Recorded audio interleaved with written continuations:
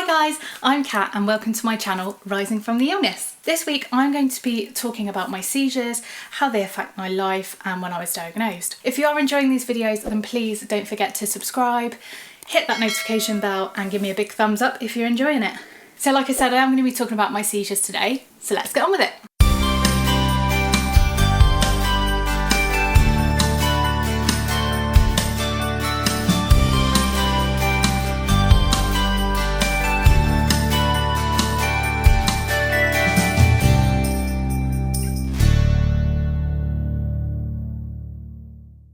So welcome back guys, thanks for joining me if you're tuning in once again. If you're brand new, hello, welcome, I'm Kat and this is Rising from the Illness. On each video I am going to try and delve into some of my symptoms, basically so you can kind of build a bigger picture of my life, my condition and the struggles I go through, and hopefully that will relate to some of you guys so that you know that you're not on your own, because you know so many of us go through these conditions and illnesses and problems and symptoms and we just don't talk about it, and you know it can feel really lonely. So hopefully if you are in that situation you won't feel so alone, and if you're not and you just want to learn a little bit about me and what I go through, then here you go, this is me. This week, as I said, I'm going to be talking all about my seizures. Now my seizures, they're a bit of a funny one because as I was growing up I used to suffer with the occasional seizure or a dead faint or a vacant episode, which really was just put down to sort of a freak occurrence and nothing was really kind of linked or said about it at all.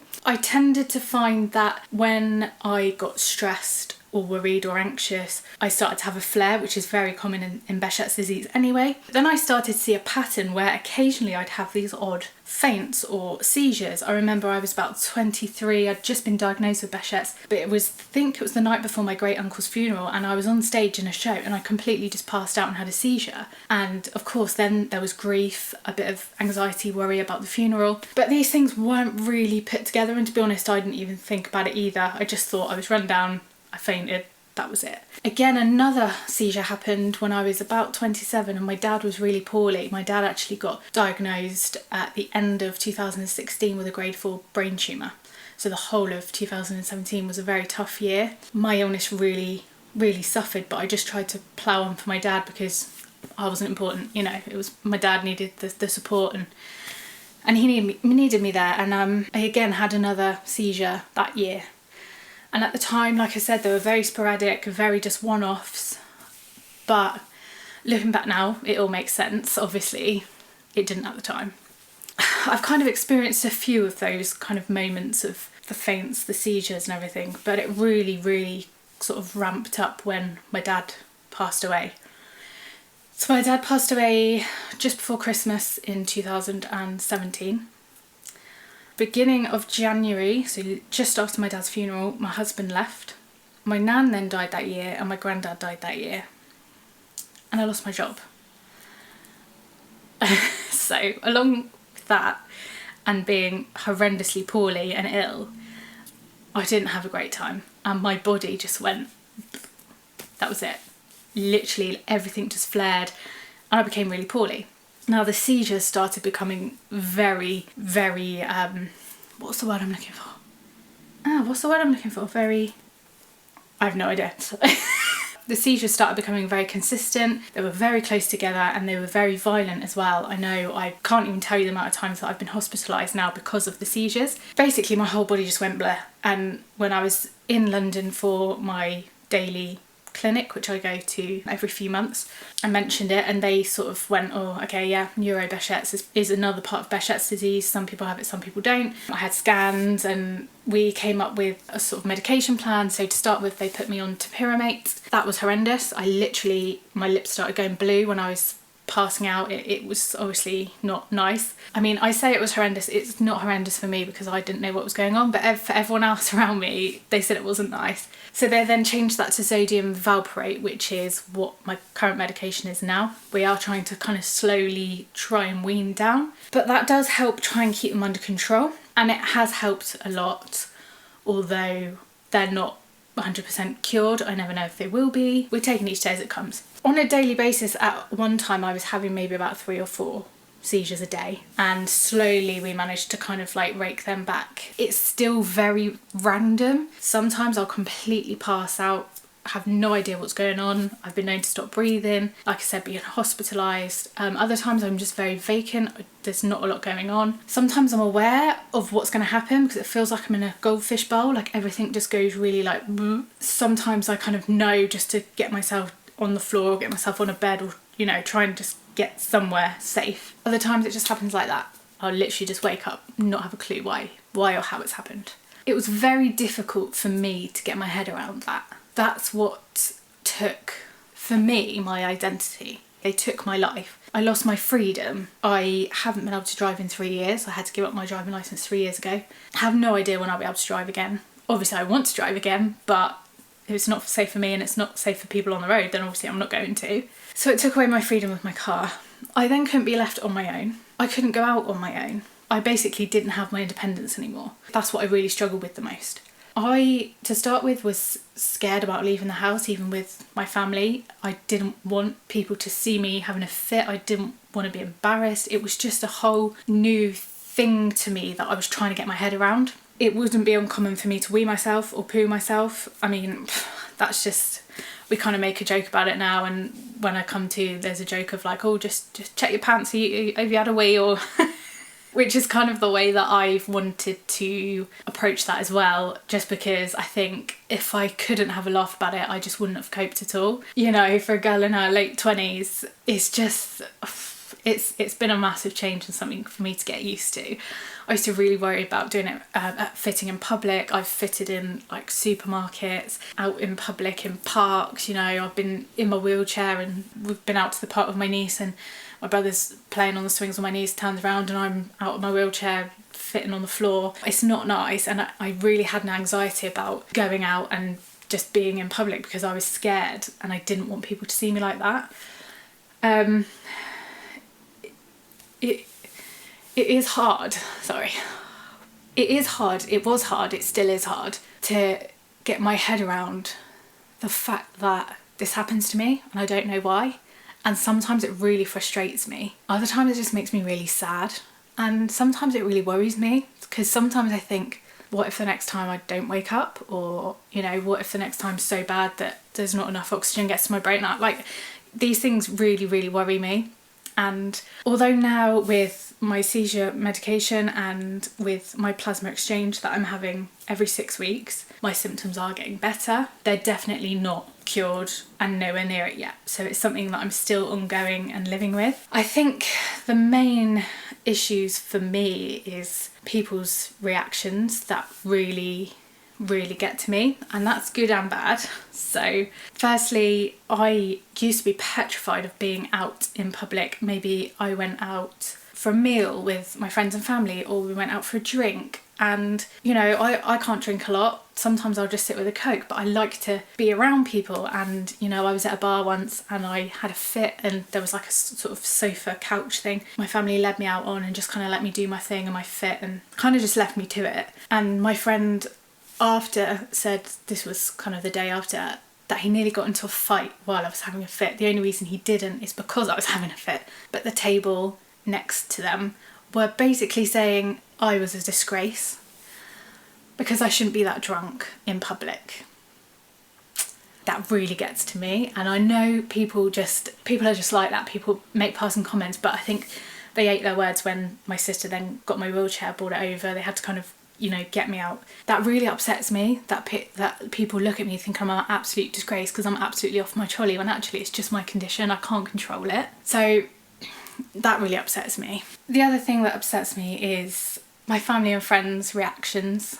So when I come round and I've kind of got a clue of what's going on, and I look at the worry on my mum's face, or I look at the worry on my sister's face, or, you know, my niece will just be so quiet and just want to come and cuddle me, and it breaks my heart that I put them in that position and make them feel like that. And it just absolutely kills me as well with my niece. I used to live with my niece, she used to live with me in my mum's house. So basically after my dad died, my brother and his ex-wife and my niece moved in with my mum, and then my husband left, so then I lost my house and I had to move in with my mum as well.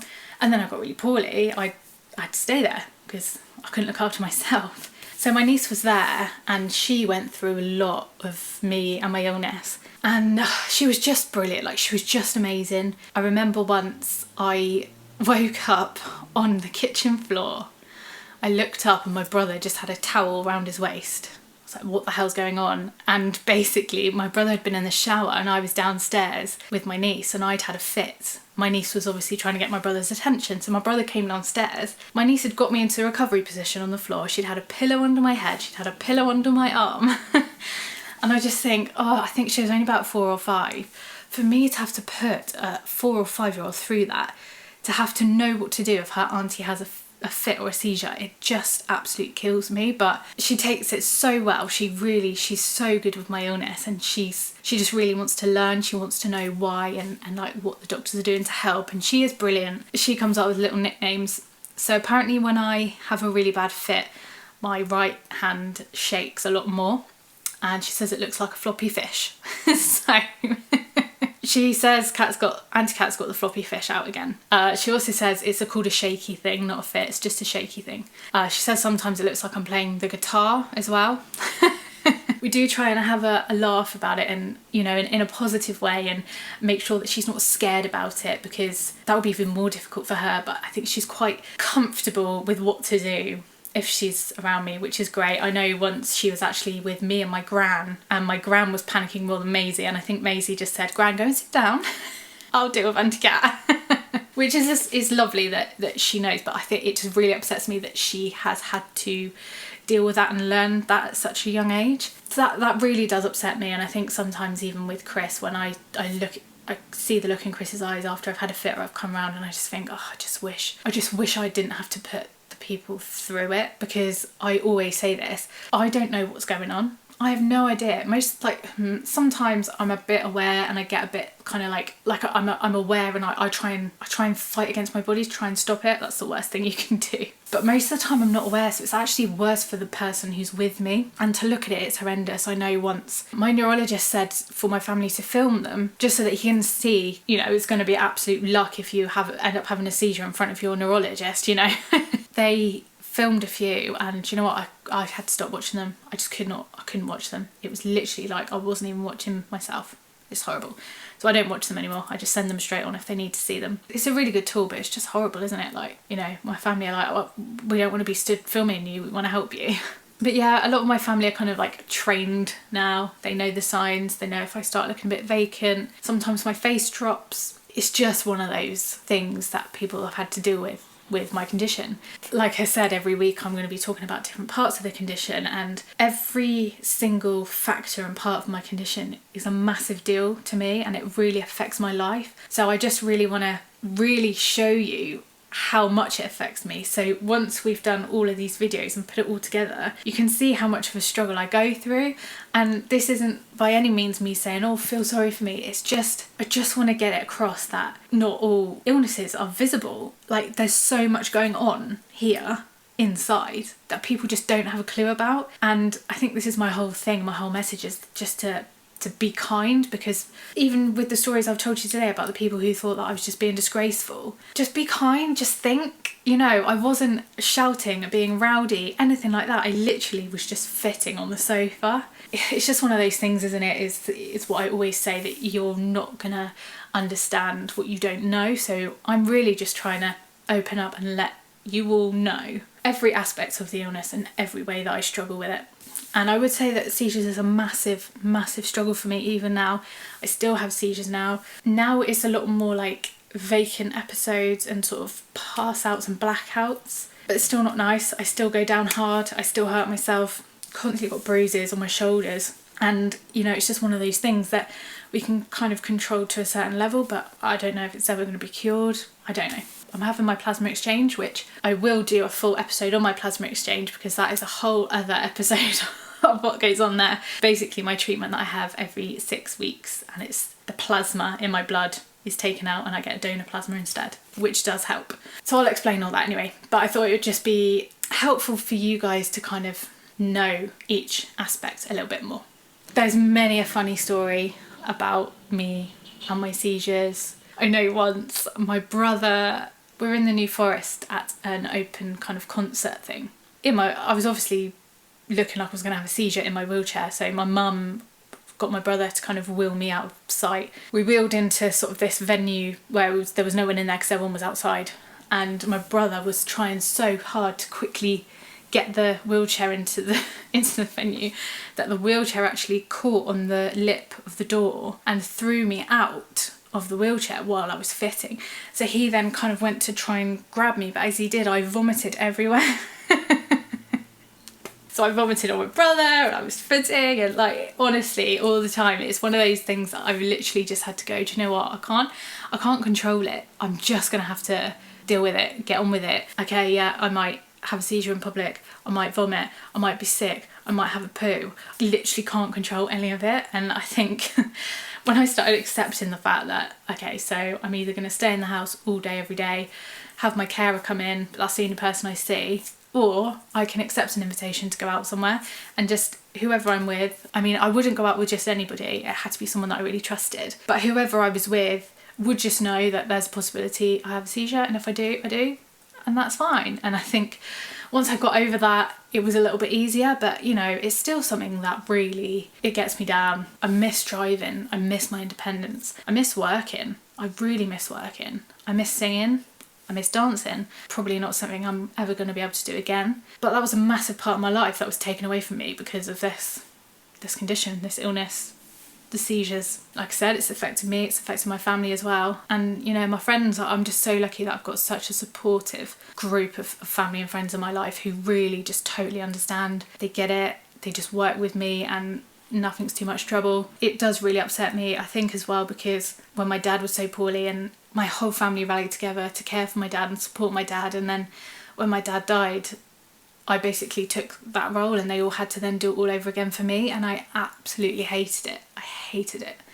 And I know my brother said on occasions that it really upsets him to see me like that. I know my gran has absolutely sobbed and broken down saying that she can't deal with seeing me like that, and it's just horrible. I hate putting people through it, I really do, but it's just, it's part of it, and it's something, like I said, a lot of my friends and family now, they're aware of it, they're fine with it. If it happens, and we move on and deal with it together. But yeah, that is a huge part of my life that has been, I wouldn't say ruined, but definitely taken away. I question all the time why. All the time, every time I have a fit or a seizure, I just think, why? I understand how the illness blew up. Obviously, a lot of it was to do with the huge amount of grief and stress and loss in my life. But why can I not just get better now? Why is it that it takes a second to go from here to here, and then it takes 3 years to do this? It just absolutely just doesn't make sense to me. It just baffles me all the time. But you know, I'm still being monitored. I still have my regular scans or anything that they need, basically to check what's going on. London take really good care of me, so I really feel like I'm in amazing hands. My neurologist is absolutely amazing at the Royal Free. He's just incredible, and I feel so lucky that I've got such an amazing team of people up there who know what they're doing to look after me, and you know, they're just totally on it when anything happens. I literally just email saying, had a really bad seizure, can we change anything? And you know, they're straight on it, on the phone, talking to me. It's brilliant. So I can't fault them at all. I just hope that someday in the distant future, near future, I might be able to drive again. I might be able to just get a bit of my life back again, because everything's it's just very, very difficult when you suffer with seizures, because they come out of the blue, you don't know when to expect them. I can't be left on my own for very long, and I just want my life back, basically. I want my life back. So I'm hoping that, you know, if I'm still recording these videos in a year or so, we might have some more improvement. But if not, I'm just going to carry on doing what I'm doing and just try not to let it affect my life too much. But it's not easy, and if anyone else is going through similar struggles or problems, I've got you, I feel you. Send me a comment or a message, reach out, and if you've got any other questions about my seizures, please feel free to pop them in the comments below. If we get enough, I might do like a little Q&A or something. Like, I really don't mind. I appreciate that sometimes I might like waffle a little bit and then not actually cover things that you might want to hear. So if there's anything you want to hear or just anything you want to know, then please let me know. I want to be totally honest and transparent about this, so people can just understand what a chronic, invisible, rare disease entails, like how it affects someone, and all these little tiny things that actually add up to this giant thing, you know. I've done 2 videos now, one about gastroparesis and one about seizures, and both of those are huge things in my life that have affected my life in a horrible way. It's just about getting that message out there and telling people exactly how it is, really. So yeah, any questions, let me know, and I hope this has been as informative as a video can, talking about seizures. I don't really know what else to say other than they suck. I hate them, but hopefully one day I'll be seizure free. Until then, I'm just carrying on doing what I'm doing, and yeah, occasionally weeing and pooing myself, so there you go. Thanks so much for sticking around, for listening to my story, and just for your continued support the last couple of videos. I've just had so much love and comments and just lovely messages, so thank you so much. And like I said, if you are enjoying these videos, please don't forget to subscribe, hit that notification bell, and give me a big thumbs up. And like I said, any questions, please feel free, pop them my way, and I'll be more than happy to answer them for you. Well, I hope you have a lovely couple of weeks. I'm actually now off to go and have my next plasma exchange treatment, which I can't wait for because I'm really struggling now. I'm really needing it. But I am going to try and vlog and record as much as I can, just to give you a really good idea of what I go through and what it does and how it helps me. But like I said, that is for a complete other episode. That is lots of stuff to talk about, so I won't go on anymore. But thank you so much for joining me today. I just really appreciate you wanting to hear my story and getting to know me, so thank you so much. Have a great week, stay safe, and I'll speak to you all very soon.